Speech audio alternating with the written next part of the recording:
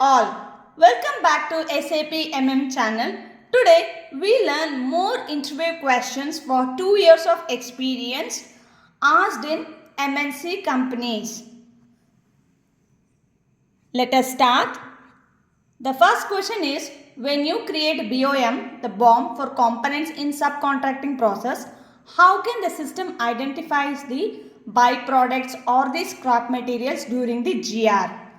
The answer should be, when we create BOM or giving the components, byproducts or scrap materials, all these will be in a negative quantity. Hence the system can identify these are the byproducts or the scrap materials. Moving on to the next question. When the stock is lying in stock in transit, where will be the value of the material? The answer should be, when the stock is in transit, the value will be always at the supplying plant. The receiving plant will not at all received or they accepted the material, hence the valuation will be still at the supplying plant. Moving on to the next question. How do you maintain the release characteristic values for release strategies in production system when you don't have the access to the OBYC transaction code? The answer should be, we can maintain the same effect with the OBYC transaction in the T code CL24N or CL20N to maintain the values for different release strategies. This data is not transportable, so we need to maintain in each system. So ideally the answer should be CL24N or the CL20N if you don't have the access to the OBYC. Moving on to the next question. How will you ensure the consistency of CL20N data in all the systems like development, quality and the production? The answer is, as CLN20N data has to be maintained in each system, there is a chance of data differences among these three different systems. So we can do one thing to have a same data in all the system, that is to remove the access of CL20N in the production system. The IDOC configuration setup to be transferred the data from the development to quality and production through the daily batch job, that is through SM37. Due to this development, data can be maintained in development system only, but the same data will be replicated to the other systems as well. Moving on to the next question.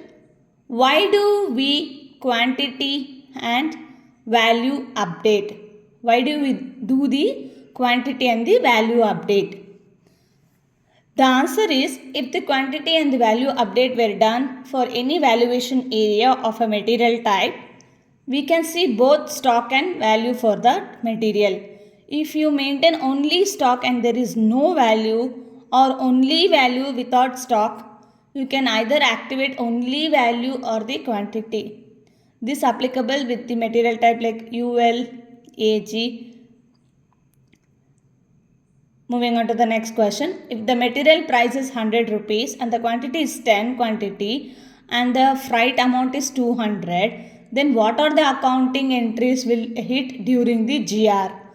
The answer is, the below entries will occur, that is the BSX account, that is the stock account, then GRI clearing account, WRX account will be credited along with the freight account FR1 200 rupees will be credited. So majorly the stock account will be debited for complete 1200 account. Moving on to the next question. What is RTP? RTP is a returnable transport packaging and it is a special stock. Like after diffusing the cargo from the container, it will be sent back to its owner, because since it is the most costly among that. So that is called the RTP. In common scenario, if I have to tell, is that the gas cylinder. When you receive the gas cylinder, you have to return the cylinder when it is the services it is over. So the T code is, the movement type for this is 50M. To return the returnable package is 502M. M is the indicator here since it is a special stock.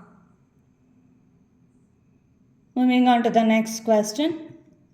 What are the posting keys and how are they used while making the postings?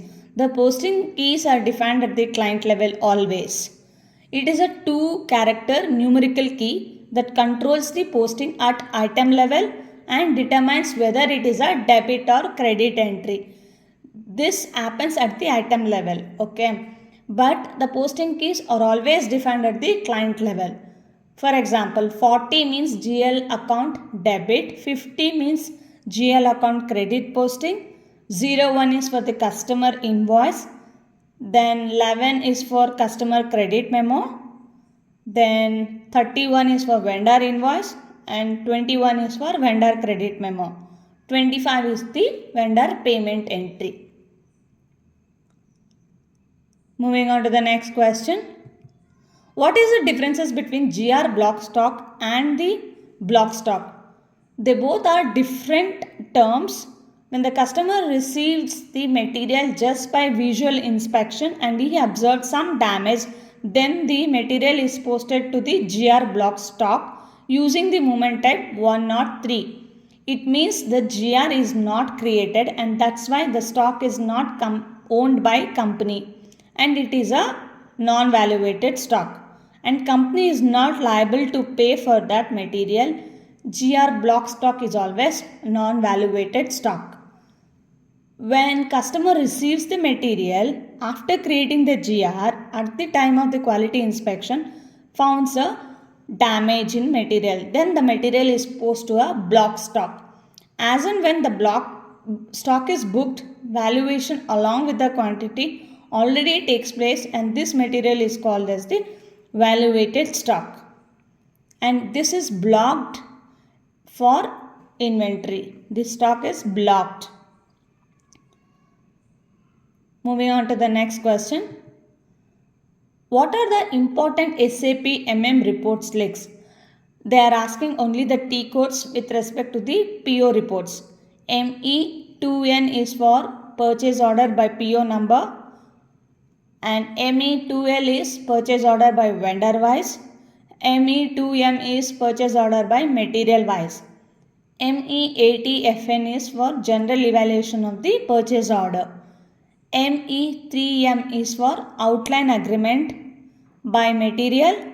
ME3L outline agreement by vendor. Here ME80FN is for general evaluation of the purchase order and ME80RN is for general evaluation of the scheduling agreement. Moving on to the next junction, that is the PR reports. ME5A is list of display of the PR and ME5K is PRs by the account assignment. ME5J is for PRs by project wise. Goods movement, material movement document report. This is MB51 is a material list document. Usually everybody knows that MB51. Then MB5B is for the stock. You can take the stock value for on a posting date wise. MB5T is a report for stock in transit. ME5L is for the list of the stock values. Moving on to the next segment, that is inventory management reports. Here MMB is to check the stock overview of single material. ME52 is the list of the warehouse stock. MC.9 is the stock overview. Again it is a material analysis. MCBA is the total stock value. MELB is the stock at a subcontractor point. Then vendor reports is MKVZ, list of the vendors by purchasing organization, MKVZ.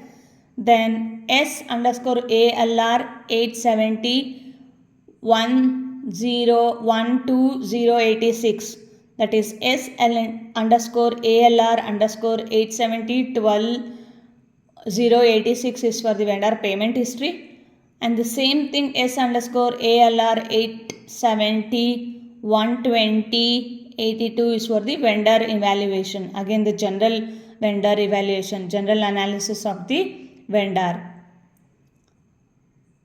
Then FBL1 is the vendor line items, FK10N is the vendor balance display.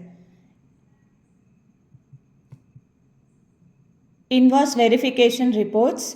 The T code is MRBR to release the blocked invoices. S underscore ALR underscore 870 12357 is the list of the invoices. To display the list of the invoices, that is S underscore ALR underscore 870 12357 is the T code. Then consumption and the usage report, that is MC44 is the material usage, MC46 is slow moving items like maybe once in a year or twice in a year consumed is considered as a slow moving items. This can be seen on the T code MC46, and for the dead stock it is MC50. Moving on to the next segment, that is source list and the info record reports. ME03 to display the source list, ME1M that is info records by material, ME1L info records by vendor wise. And most frequently used SAP MM reports, like maybe 1 or 2 years of experience might have known all these reports on in our day-to-day operations. We can use these reports, that is ME2N PO report by PO number, ME2L PO report by vendor wise, ME5A list of the PR list, then MB51 material document report, MMBE stock overview of a single material number, then MC.9 again general analysis of the stock with the value and the quantity. MRBR is for the releasing of the blocked invoices. Then most frequently used tables in SAP MM. This is also again a basic tables to be known by the person who is starting their or beginning their career. That is EKKO for the PO header, EKPO for the PO item level, EBAN is for the purchase requisition, EKBE is for the PO history level, MKPF for material document at the header level, then MSEG MESEC is for the material at the item level. The MARA basic material master, MARA MARA, and LFA1 is for the vendor master in general. MARA, MARCI, MARTI, these are the material masters. MARA is for the material master, MARC under the material under the plant wise, MARD under the storage location, material under the storage location. These are the frequently used tables in our day-to-day operations. Thank you all for your attention and do subscribe. Your subscription is a big motivation to me to do many more videos. Please subscribe. Thank you.